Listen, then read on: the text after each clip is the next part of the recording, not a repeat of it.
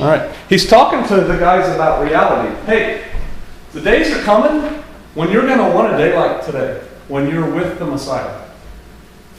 And you're not going to have it. And why is that? Because he was fixing to die. He was fixing to be crucified and raised again, and he wasn't going to be around after a while. And so they were going to miss the Messiah. Well, you know what? Those days are here again today, aren't they? There's people today, there's people in this room who truly want to see the Messiah. Right? We really do want his kingdom to come. It's kind of interesting about that camera. It's like somebody didn't want that first part to go out. Right? Cool. All right, verse 23 in Luke 17. And they shall say to you, see here or see there. Go not after them, nor follow them. Here's the deal. We can read this elsewhere. Many false Christs are going to appear. Many false messiahs are going to appear. Many already have. I was reading, I'm going to share with Brother Cole, Sister Kate bought an Economist, The Economist. It's actually not a bad newspaper for kind of unadulterated world news. And it had a whole section in it on Jews. And I didn't know there was this rabbi in New York, not that terribly long ago, that a lot of people said that's the Messiah. And he died. I mean, there's like this whole following, right? And some people evidently still think he was the Messiah, which is kind of weird because he's dead. And, you know, nothing's really changed. But whatever, many false saviors are coming, and there's many people coming that are going to claim that they've got the cure for everything that ails you. You know, hey, I got the cure. There's some guy right now in Florida that has like 666 or something scratched on his head that people are following, saying he's the Messiah too. And it's going to get worse before it gets better. And so Yeshua is just telling him this is going to happen. And he's saying, hey, don't believe it.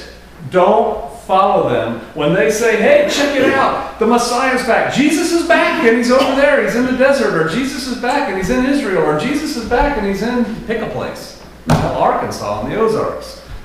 Don't believe that when he says that, because look at verse 24. This is still Yeshua speaking. For as the lightning that lightens out of the one part under heaven shines unto the other part under heaven, so shall also the Son of Man be in his day.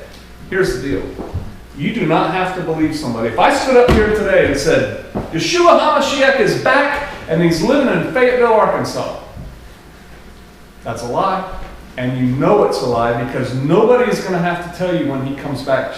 Just like the lightning goes here and goes all the way across the sky, you're going to know it when he's back. Everybody's going to know when he comes back. You don't have to have somebody tell you. You don't have to see it on CNN because if you do, it's a lie. When he comes back, you're going to know. And that's another sermon for another time, but it's going to be like lightning.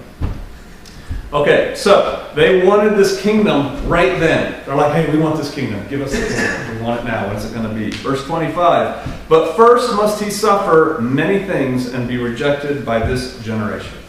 All right, he's giving them heads up. Hey, before this all happens, I'm going to hang on a tree. This is Yeshua speaking. Bad things are going to happen. All right, in a physical sense. You know, our salvation is due to that.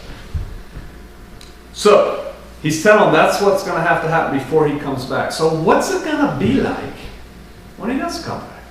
What are the conditions going to be? Well, let's keep reading. Look at verse 26. And as it was in the days of Noah, so shall it also be in the days of the Son of Man. They did eat, they drank, they married wives, they were given in marriage until the day that Noah entered the ark, and the flood came and destroyed them all. Likewise also as it was in the days of Lot. They did eat, they drank, they bought, they sold, they planted, they builded. But the same day that Lot went out of Sodom, it rained fire and brimstone from heaven and destroyed them all. Even thus shall it be in the day when the Son of Man is revealed. Now some people say that this chunk of scripture right here says that when Yeshua returns, when Jesus comes back, it's going to be just like business as usual going on. You never know when he's coming back because everything's going to be normal, just like it was in the days of Noah. We read about Lot and how things were then. Let's look, keep your finger here, turn to Genesis chapter 6. Let's look a little bit about how it was in the days of Noah. Genesis chapter 6.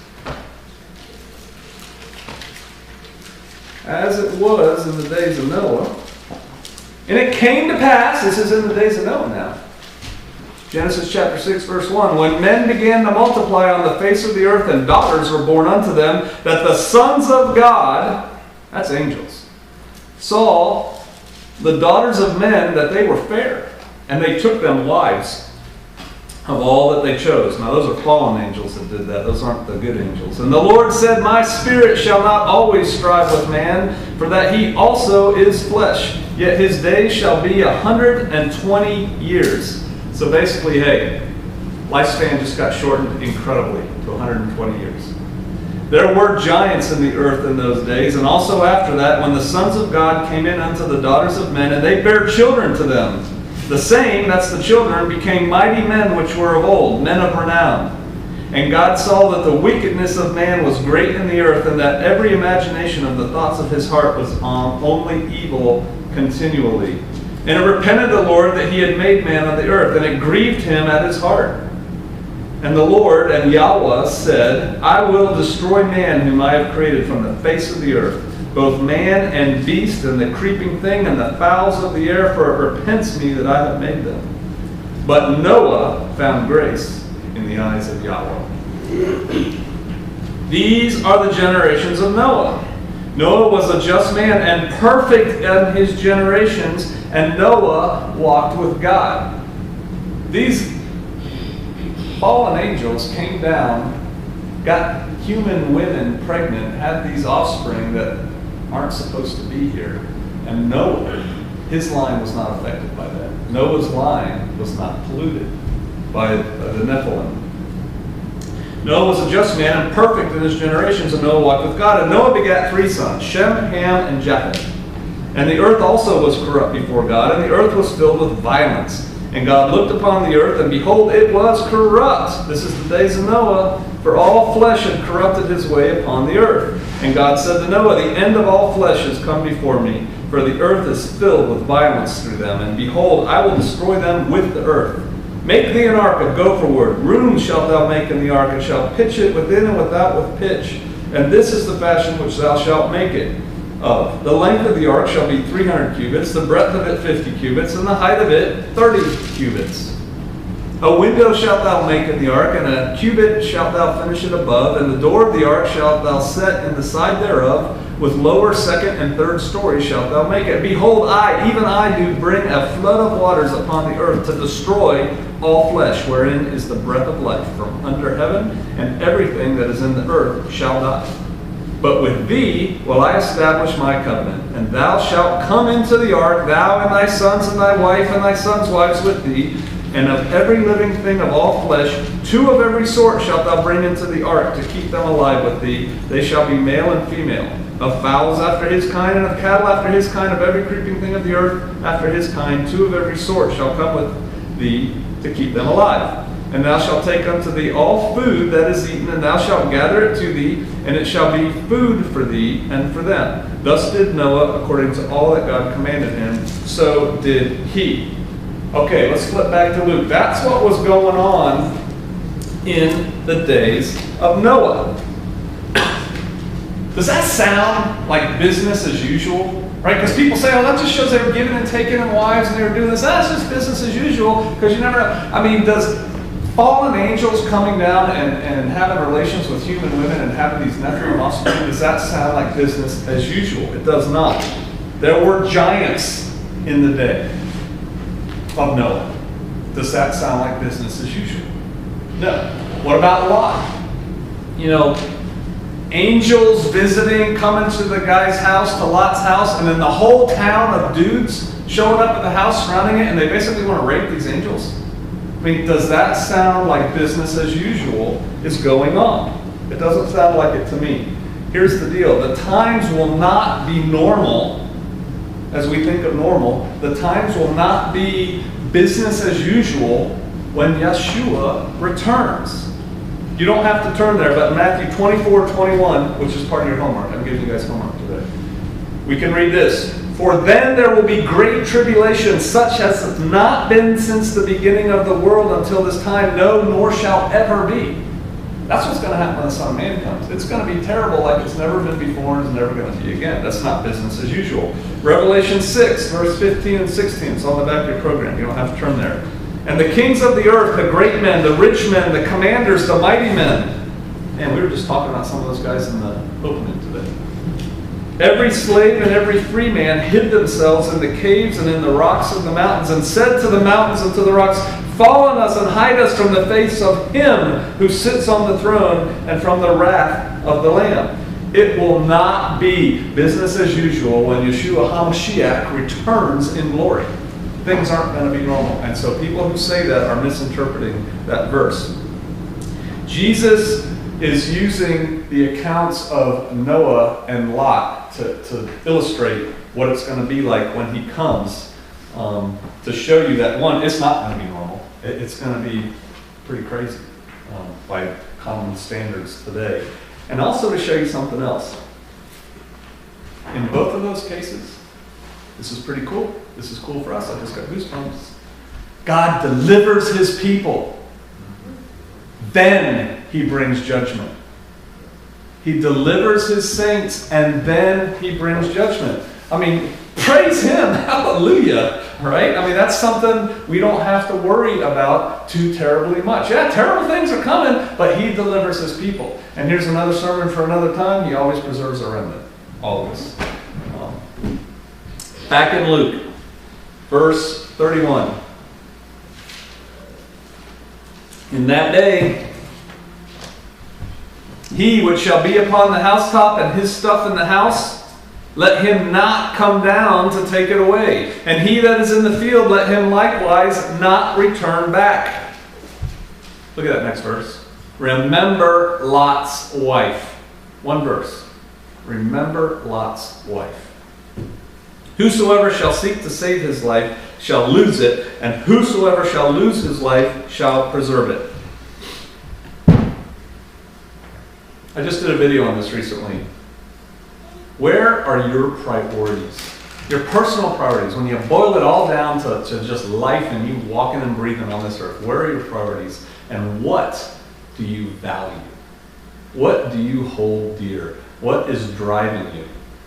And then ask yourself, is it the things of this world? Is it worldly things? Is it stuff? Because this world is fixing to get judged. And all the stuff in it isn't going to matter when that happens. Remember Lot's wife. Verse 34. I tell you, in that night there shall be 2 men in one bed, and the one shall be taken and the other shall be left. 2 women shall be grinding together, the one shall be taken and the other left. 2 men shall be in the field, the one shall be taken, the other left.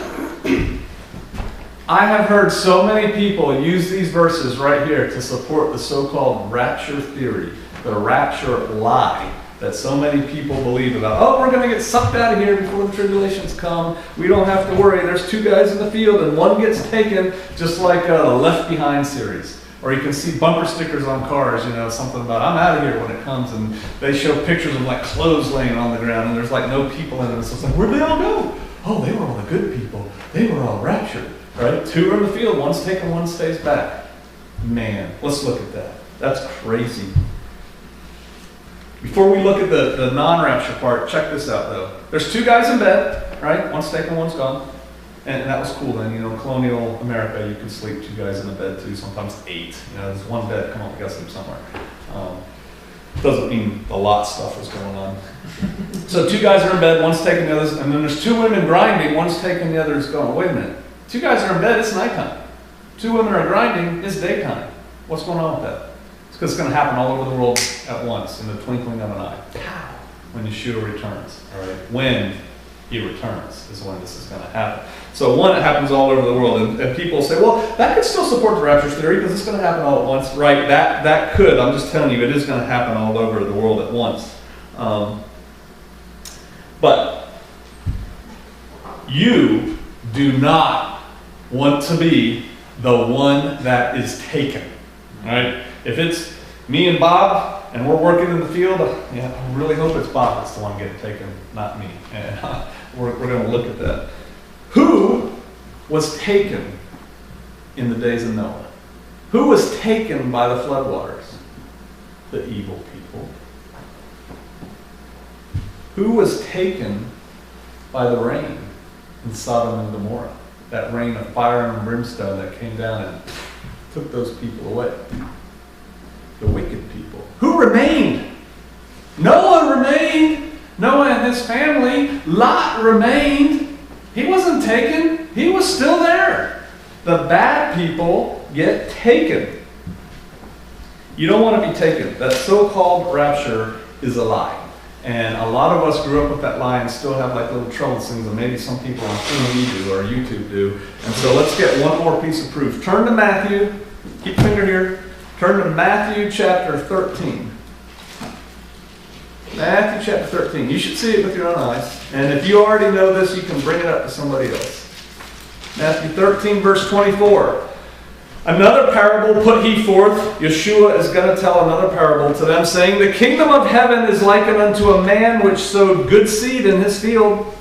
13:25. But while men slept, his enemy came, and he sowed tares among the wheat, and went his way. But when the blade was sprung up and brought forth fruit, then appeared the tares also. So the wheat's growing up and the tares are growing up at the same time. So the servants of the householder came, and they said unto him, Sir, didst not thou sow good seed in thy field? From whence then hath it tares? And he said unto them, An enemy has done this. The servants said unto him, Wilt thou then that we go and gather them up? You want us to go pick all those tares out of the wheat field? Because, you didn't plant them. But he said, Nay, lest while ye gather up the tares, ye root up also the wheat that is with them. Let them both grow together until the harvest. And in the time of the harvest I will say to the reapers, Gather ye together first the tares, and bind them into bundles to burn them, but gather the wheat into my barn. Now, if that's not clear enough, skip down to verse 36.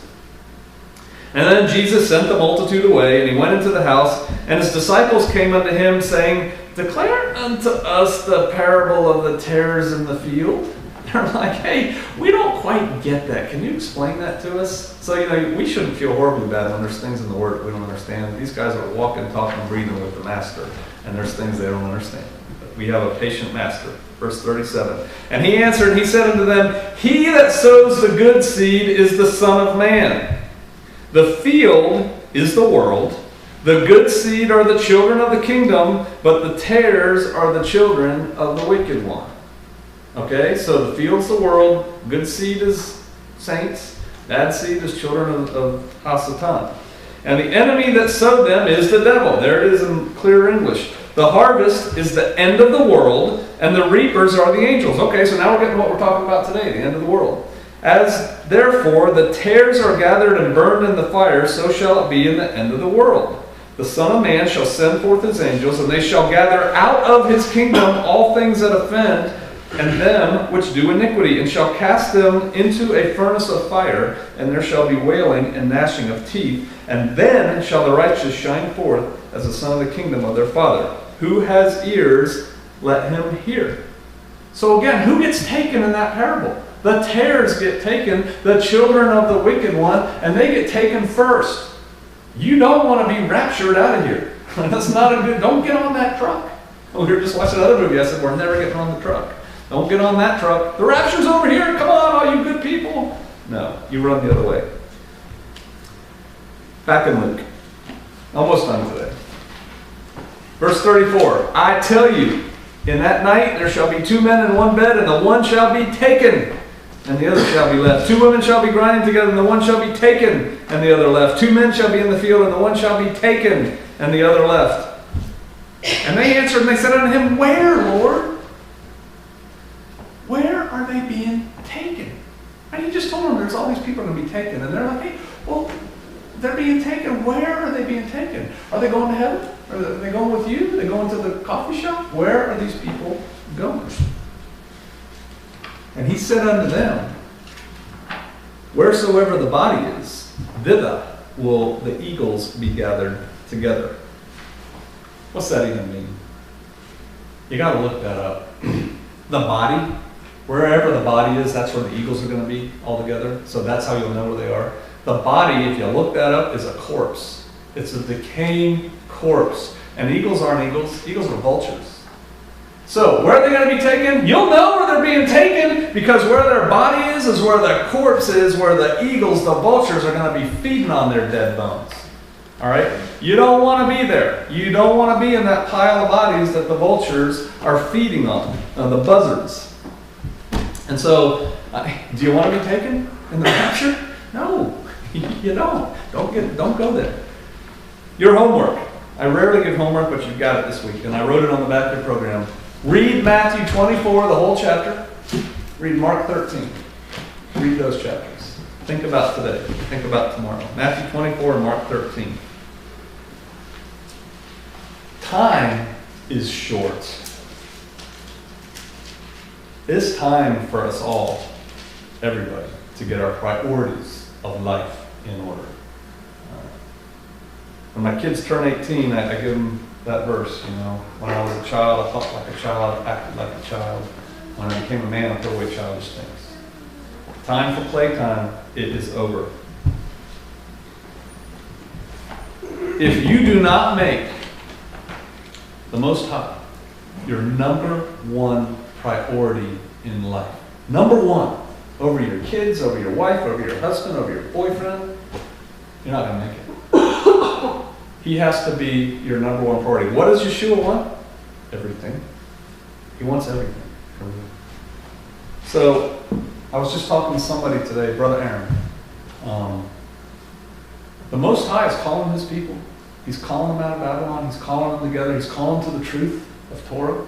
And the other thing I've noticed is there's a lot of people that he's calling that are also understanding preparedness. I think we're starting to get that. It's like because they can see the writing on the wall. We have a little bit more discernment maybe than the average sheep out there. And so people are into preparations.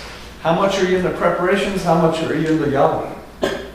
Right? Because all the survival rations in the world aren't going to save you. All the guns and ammo in the world aren't going to save you if you're not right with him.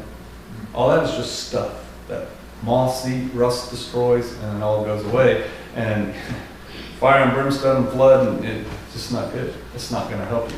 I'm not saying those things are unimportant, but I'm saying before you do any of that, before you go establish your little escape pod out there in the world, and I got a little bug out location, before you do any of that, get right with him. Saw a great sermon by Francis Chan, and he says, if you're not right with him, don't even go to work tomorrow. Just stop what you're doing and go get right with him. Because if you're not right with him, nothing else matters. It's time to come out of her, my people. It's time to come out of Babylon. It's time to come out of that worldly mindset that just focuses on me and stuff and this, and start focusing on him. It's time to come out of that world system and not look back. Remember Lot's wife.